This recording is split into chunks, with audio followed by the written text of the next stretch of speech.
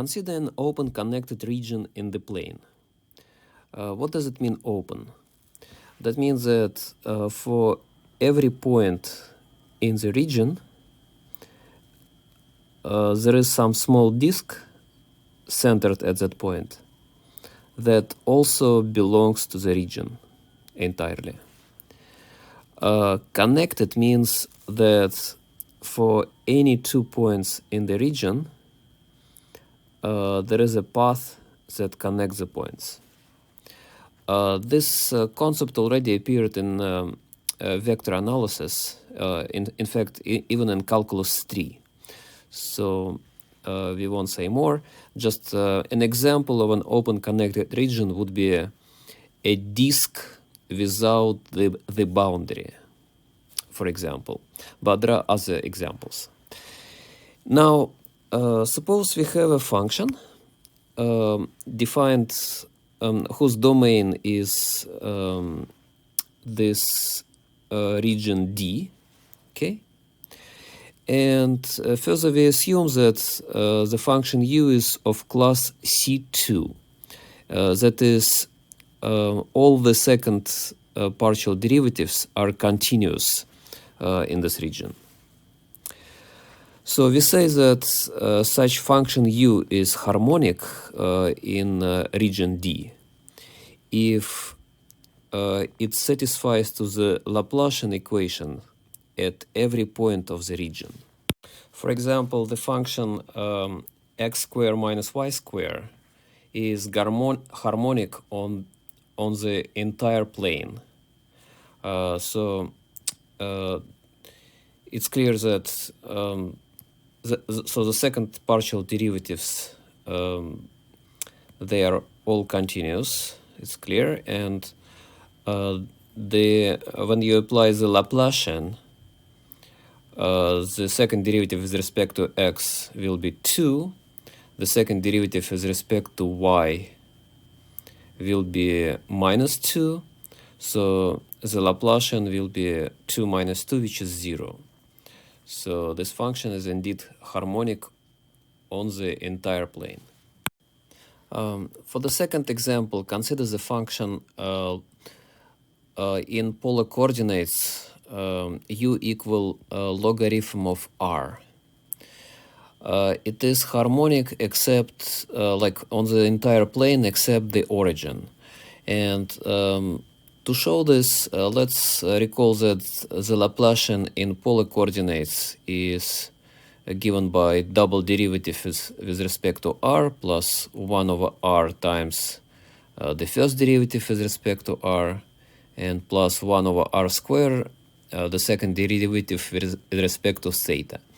So we have, so the first derivative of logarithm r with respect to r will be 1 over r, and when we differentiate again, we obtain minus 1 over r squared. Now, so the second term here, we have 1 over r times the first derivative of logarithm, so times 1 over r. And the derivative with respect to theta is 0 because our function does not depend on theta. It is rotationally invariant, so rotationally symmetric. So the third term is 0. So now you see that there are cancellations and the Laplacian is indeed 0. One physical application of this example is the following situation. Consider in three-dimensional space the uniformly charged z-axis. Suppose that the density of the charge is q. Then the electric field produced by this charged z-axis, it will only have the radial component. So all the vectors of that electric field will be parallel to the xy axis, and it will have only the component along the radius vector. Okay, now the potential field of this electric field would be exactly constant times natural log of r. If you compute the gradient of our function u, and remember how we compute the gradient, its radial component is a derivative with respect to r times vector er, so exactly this part, okay? And the component in the perpendicular direction, like the rotational component, is 0 because logarithm r, it doesn't change in the rotational direction, so it's rotationally symmetric. Okay, so our function u basically plays the role of potential for the electric field from an infinite charged line. This result is interesting. So if we just focus on the plane xy, the charged z-axis will appear just as a single point, the origin. But as you see, the electric field from that point on the plane, it is proportional not to 1 over r square. You know, in three-dimensional space, like normally if you have a point charge, the electric field is proportional to 1 divided by square of the distance from that particle. But here we are having electric field where in the denominator we have r to the first power, not to the second power. Okay. So the potential function of that field, it is proportional to natural log of r. This is very different from the potential field generated by a single particle in three-dimensional space, where potential is proportional to 1 over r. Here we have logarithm of r. Here is another example. The following function is harmonic in R2. So here is a picture. It's easy to compute the Laplacian. So when you compute the second derivative with respect to y, you will get cosine again, but with the opposite sign.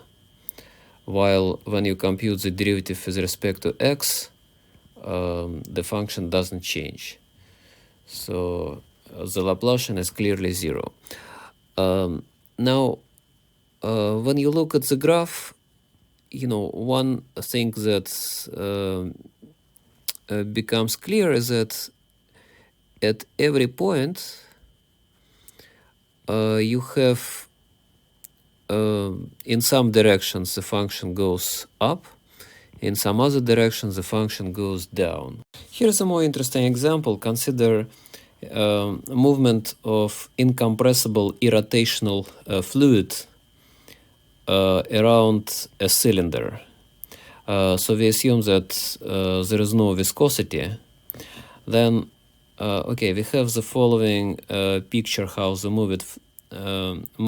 fluid moves, and it's interesting to study the velocity field of this fluid. And here are some pictures. Okay, so here is the velocity field, and the color is the pressure at different points. So here we have areas of high pressure, Here we have areas of low pressure. Now, here the velocity is, here the fluid is slow, here it is fast. Okay, so let V be the velocity field. Since the velocity field is irrotational, it is conservative field. That means that the path integral does not depend on the choice of the path, just on the initial point and the final point. Now, this implies that our vector field is actually a gradient field of some scalar function. Let's denote that potential function by phi. So V is gradient of phi. And finally, since V is incompressible, that means that the divergence of the vector field is 0. Now, this implies that the Laplacian of phi, the potential function, which is divergence of the gradient, so it is simply the divergence of our vector field. So it is 0. So phi is actually harmonic. So you see in this example, we didn't even have function phi at the beginning. We had a velocity field, vector field. And we just invented this. So we realized that V is actually a gradient of some potential function, and it is that potential function which is harmonic. How would we visualize that function phi? So let's look at this. We can visualize, function phi is a function of two variables, and we can visualize just by drawing its level curves. So these white curves, that's the level curves of that potential function. So you see when the level curves are more dense, that means that the potential function is changing faster. So its gradient is higher. That means that the velocity is higher here. Okay. Here there is, the white lines are white curves are more spaced. So that means that the gradient of the potential function is smaller. So the velocity of the fluid here is smaller. Okay. Here is one more example.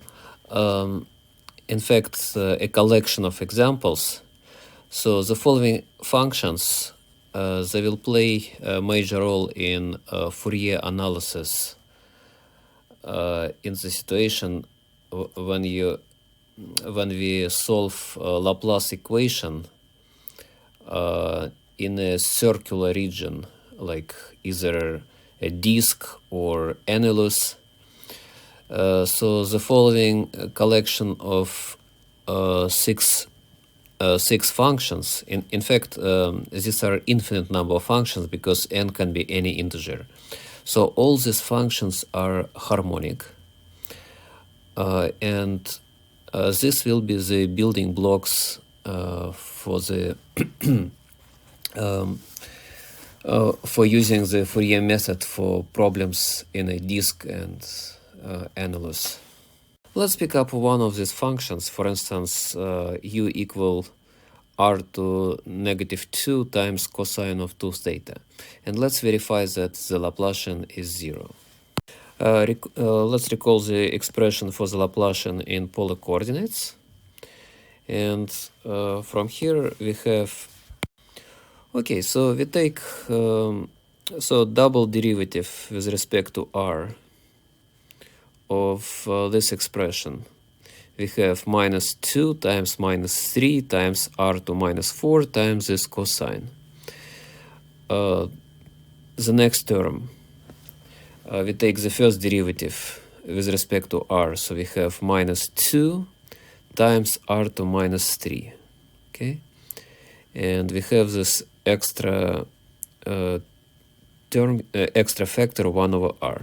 Okay, and the final term, this one, so we take double derivative with respect to theta of cosine. So derivative of cosine is minus sine. Then we take derivative again, it will be cosine again. And because of the chain rule, we have 2 times 2. So let's pull cosine of 2 theta out. So this is the expression for Laplacian. And as you see, there are so all the terms in the square brackets, they are multiples of r to negative 4, like constant multiples of r raised to negative 4. And we can simplify. So we see that there are lots of cancellations, and this entire part becomes 0. So the Laplacian is 0. Here's one more example. R to the 5 times sine of 5 theta. Note the separation of variables.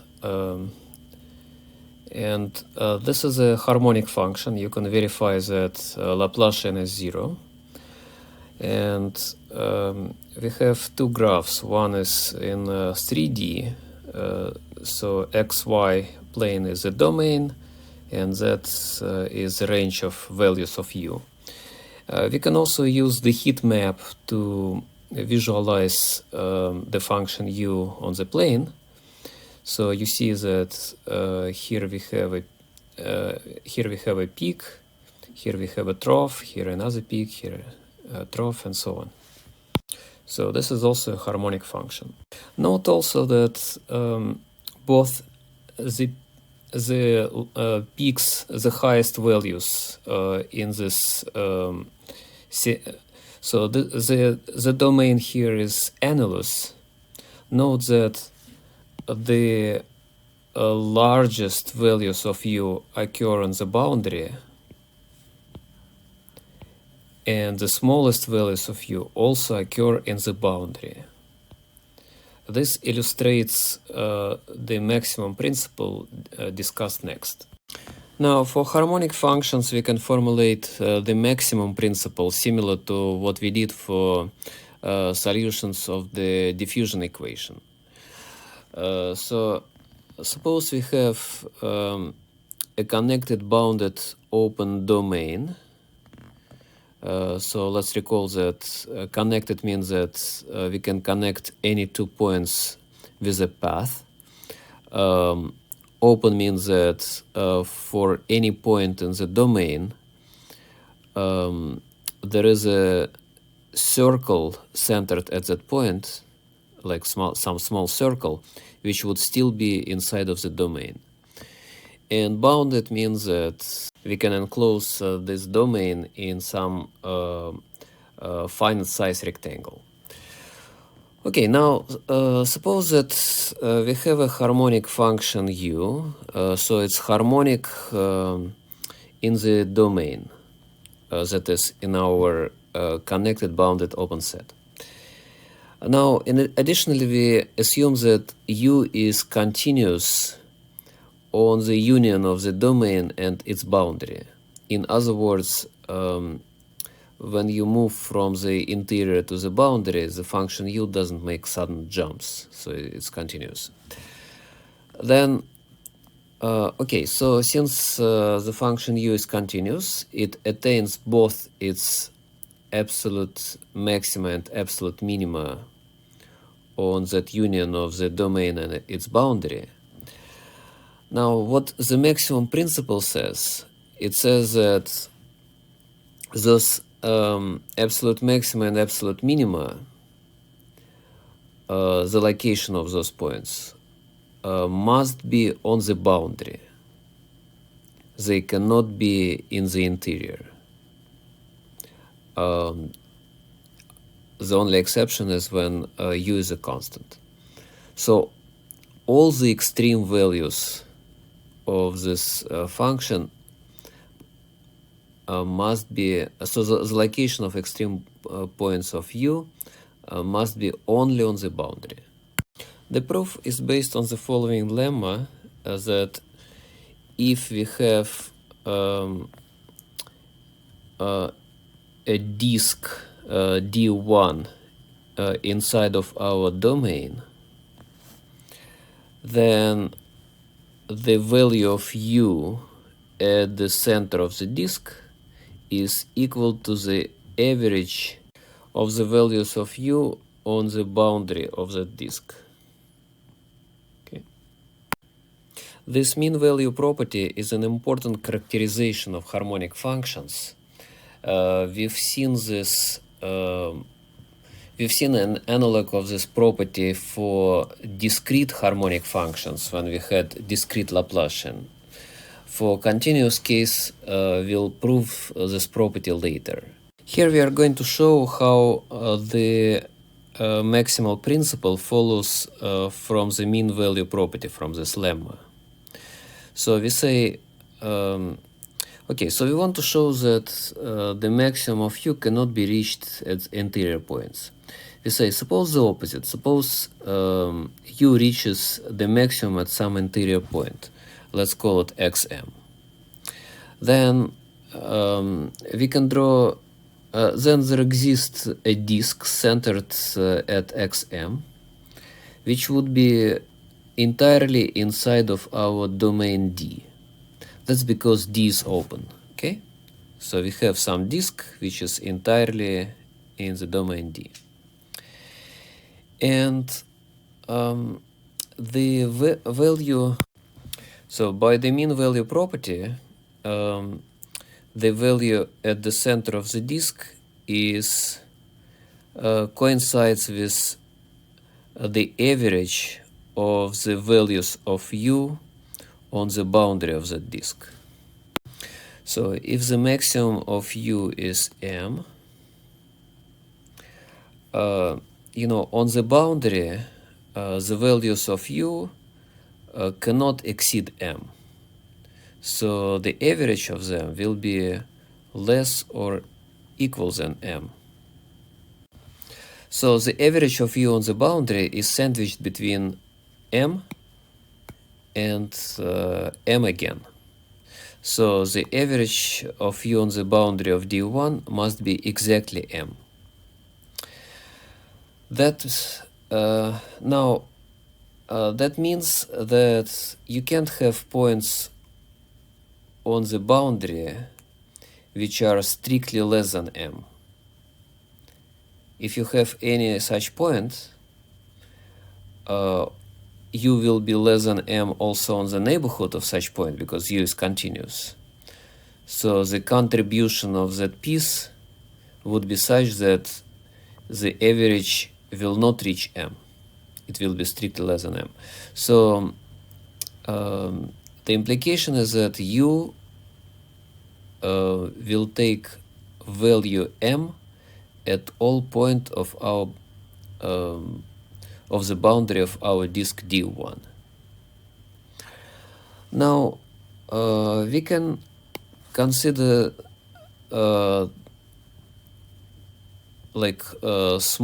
smaller disks, smaller and smaller, and on all these disks the value of u will be equal to m. So the value of u will stay constant inside of this entire disk. Okay, now take any point of center in this disk, and there is you can draw a new disk centered at this new point, which would still be inside of our domain D. Okay. And we can prove similarly that inside of this disk, the function would remain constant and equal to m. And this way we can cover the entire domain D with such disks. So on each of those disks, the function would have values m. So the function will take the value m at every point of our domain, D. That means that the function u is constant on the entire domain, and that's exactly what we were trying to prove here. Some terminology. So we discussed Laplace equation. A more general equation would have the form Laplacian of u equal to some function. This is called Poisson equation. And that function, remember that Laplacian is basically divergence of gradient. So the right side represents, in physical problems, it often represents density of sources of vector field. Now, the Poisson equation with boundary condition, that's Dirichlet problem, and we claim that the solution to this problem is unique if we impose the following restrictions. So we require, so we assume that the domain D is a connected bounded open set, and we will be requiring from functions u to be continuous on the union of the domain and its boundary, and have all the second derivatives continuous in the domain. Okay. Then the uniqueness theorem says that there is at most one function that satisfies to the Dirichlet problem with these requirements, with these assumptions. The proof is similar to the diffusion equation. So you say, suppose u and v are two different solutions of the Dirichlet problem. Then let's look at the difference of u and v. Let's denote it by w. Then the function w, it would satisfy to the Laplace equation, Laplacian of w is 0. You know, when you subtract u from v and apply Laplacian, the right side will be f minus f, so it will become 0. And similarly for the boundary condition. So the boundary condition w would be 0 on the boundary as well. And now,